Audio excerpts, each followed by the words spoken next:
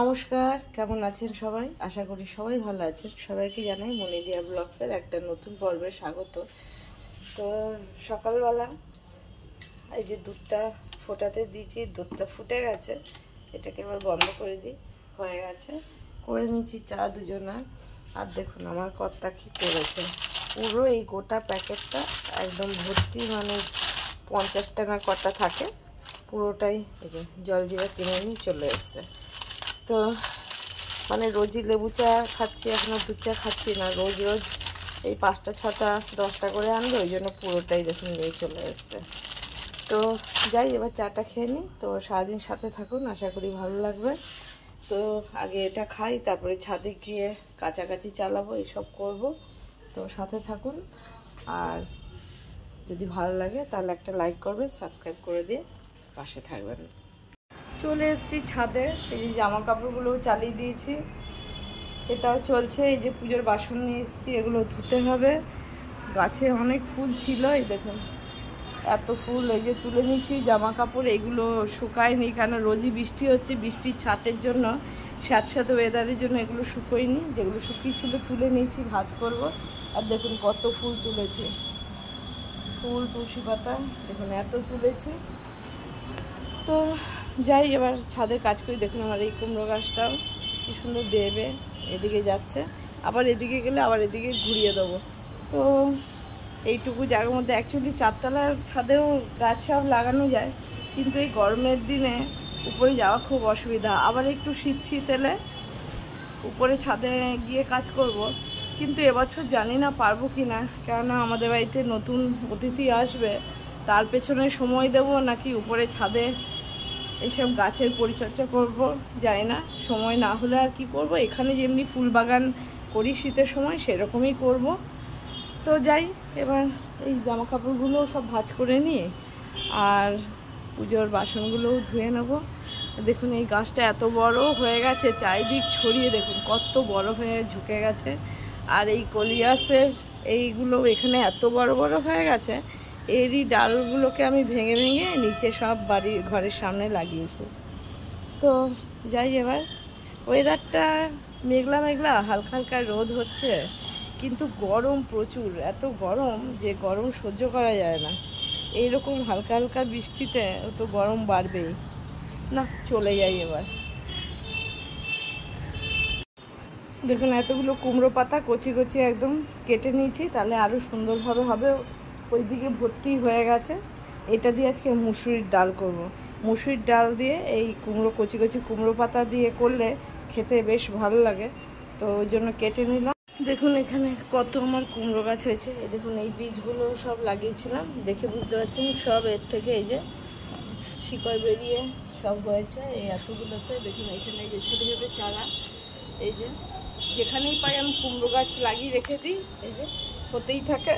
আর এইরকম কেটে কেটে বেশ খাওয়া যায়, শাক।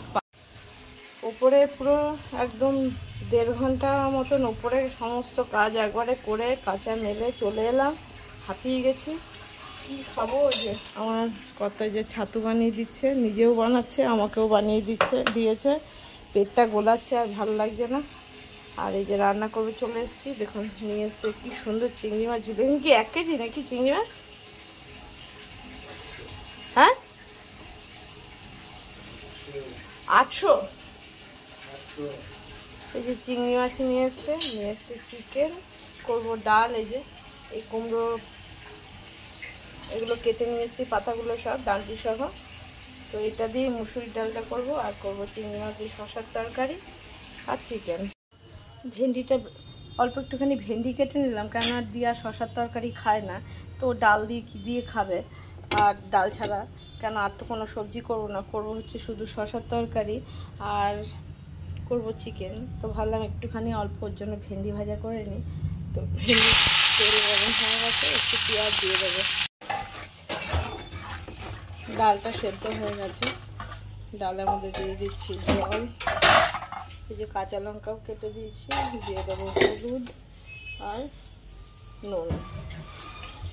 আর যেটা দেবো এই যে শাকটা কেটে ধুয়ে রেখেছি, শাকটা দিয়ে দেবো। সেদ্ধ হোক, তারপর ফোড়নটা দেবো। এই এই যে ডালটা নামিয়ে নিয়েছি, দেখুন কি সুন্দর হয়েছে। কড়াই তেল দিয়ে দিয়েছি, তেলটা গরম হয়ে গেছে, দিয়ে দিচ্ছি শুকনো লঙ্কা, দেবো একটুখানি জিরে, এবার ডালটা ঢেলে দেবো।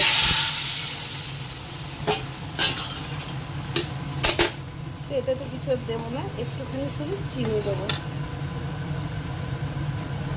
এই গরম গরম এই ডাল দিয়ে খেয়ে দেখবেন দারুণ লাগে। ডাল ভেন্ডি ভাজা দুটোই হয়ে গেছে, এবার বসিয়ে দেবো শসার তরকারি। হলুদ কাঁচা লঙ্কা দিয়ে জল দিয়ে এটা সেদ্ধ বসিয়ে দিলাম, পরে চিংড়ি মাছ ফোড়ন দেবো। তরকারিটা নামিয়ে দিয়েছি, তরকারিটা নামাইনি, এবার ফোড়ন দেবো। তেল দিয়ে দিচ্ছি, দিয়ে দিলাম শুকনো লঙ্কা, এই যে রাঁধুনি, এবার দিয়ে দেবো। দেখুন এই বড়ো বড়ো চিংড়িগুলো, তখনই দেখালাম যে ভালো বড়ো বড়ো চিংড়ি মাছ নিয়েছে। একটু হলুদ গুঁড়ো দিয়ে দিই, রঙটা নাহলে ফ্যাকাশে থাকে। চিংড়ি মাছটা ভাজা হয়ে গেছে, তরকারিটা দিয়ে দিলাম। একটু চিনি দিয়ে দেবো, ব্যাস, আর কিছু দেবো না। একটু ফুটে যাক, নামিয়ে দেবো। এটা রান্না করব, ধুয়ে রেডি করে নিচ্ছি। পুরো চিকেন নিয়ে নিই, কেন অনেক চিকেন নিয়ে এসছে। এই শসার তরকারিটা নামিয়ে নিয়েছি, কড়াইটা আবার বসিয়ে দিয়েছি, এবার চিকেনটা বসাবো। তেলটা গরম হয়ে গেছে, দুটো শুকনো লঙ্কা দিয়ে দিই, একটুই জিরে দেবো সামান্য,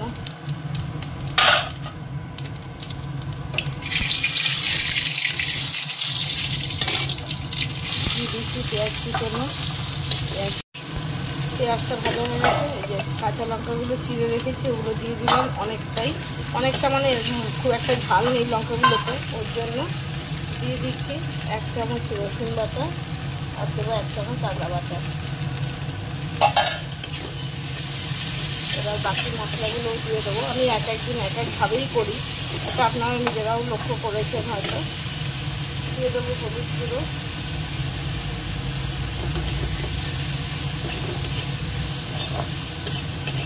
এবার এর মধ্যে দিয়ে দেবো চিকেনগুলো, তাহলে হলুদের হালকা কালারটাও হবে আর রসুন পেঁয়াজের ফ্লেভারটাও ঢুকে যাবে। এটাকে দিয়ে কষিয়ে নেবো ভালো করে।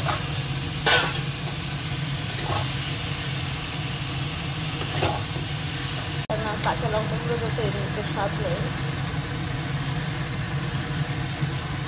দিয়ে দেবো এবার নুন, এতক্ষণ নুন দিইনি, তাহলে জল ছেড়ে দিতে। দিয়ে দেবো ধনে জিরে গুঁড়ো আর অল্প একটুখানি স্বাদের জন্য চিনি। এবার এটাকে কষিয়ে কষিয়ে করে নেবো। আর কি সুন্দর কালারটা হয়েছে, তো এইভাবেই কষিয়ে কষিয়ে আজকে করবো। কিন্তু হয়তো খেয়াল করেছেন এর মধ্যে টমেটো বা টক দই কিছু দিইনি, কেন তাহলে একটু গ্যাদগ্যাদে হয়ে যেত। কিন্তু একটু হালকা, যেহেতু কষা হচ্ছে, একটু হালকা টক টক লাগার জন্য টমেটো না দিয়ে তাহলে একটু গ্যাদগ্যাদে হয়ে যেত। দিয়ে দেবো লেবুর রস, তাতে এটা সফটও হয়ে যাবে, প্লাস একটু টক টক কষা হলে ভালো লাগবে খেতে। এই দেখুন পুরো কষাতে কষাতে তেল বেরিয়ে গেছে, তো আমার রান্নাবান্না তো আজকের মতন হয়ে গেল। এটা বন্ধ করে দিয়ে হালকা একটুখানি গরম মশলার গুঁড়োও দিয়ে দিয়েছি, একদম খুব সামান্য নিয়েছি সুজি। তো এই যে কড়াইয়ের মধ্যে আবার দিয়ে দেবো হচ্ছে সাদা তেল।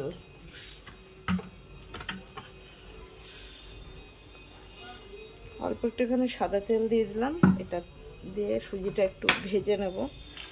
কেটে কেটে নিয়েছি যাতে ফ্লেভারটা বেরোয়। নিয়েছি ঘি, সুজি, চিনি আর এই যে দুধ, এটা দিয়েই করব।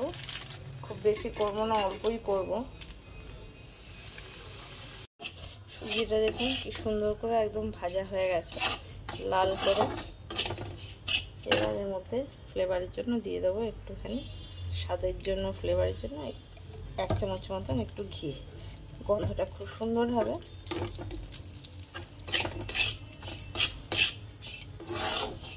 আর এর মধ্যে এলাচ কটাও দিয়ে দেবো। দুধ,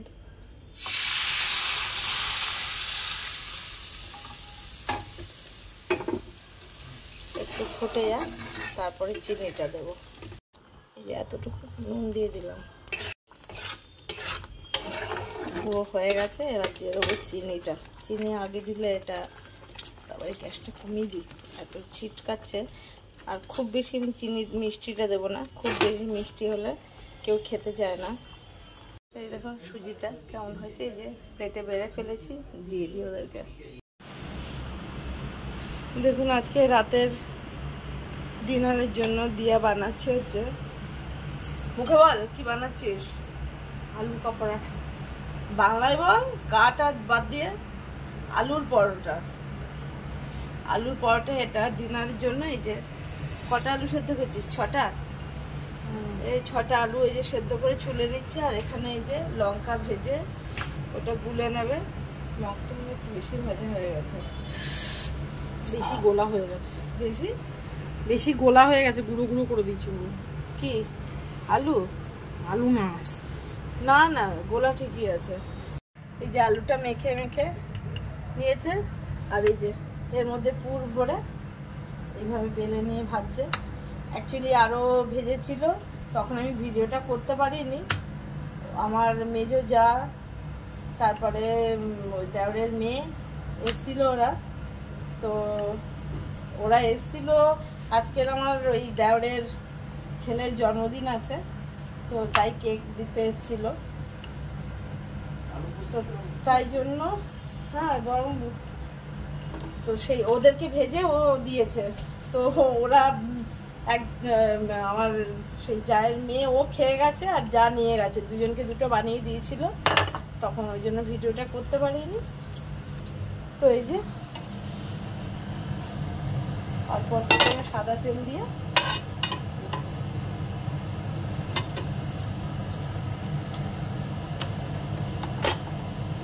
তো এবার বাকি সবগুলো এইভাবে ভেজে নেবে, একটা সাইড করে কমিয়ে, তা নাহলে আলু সেদ্ধ থাকতে যাবে, ময়দাটা কাঁচা থেকে যাবে। এইভাবে ভেজে নিচ্ছে। দেখুন কি সুন্দর ভেজেছে, একটা সাইড ওলটা, একটা সাইডও হয়ে গেছে, একদম সেই নানের মতন ফুলে উঠেছে, খুব সুন্দর বানিয়েছে। তো বাকিগুলো ভেজে নেবে এইভাবে। এই যে এখনো অনেকখানি এই যে ময়দা রয়েছে, আলু মাখা রয়েছে, এটা দিয়ে ভেজে নেবে। তো বন্ধুরা, আজকের মতন ভিডিওটা এখানেই শেষ করব। সবাই সুস্থ থাকবেন, ভালো থাকবেন, সাবধানে থাকবেন। দেখাবে আবার একটা নতুন পর্বে। যদি ভালো লাগে একটা লাইক করবেন, সাবস্ক্রাইব করে দিয়ে পাশে থাকবেন। সবাইকে গুড নাইট।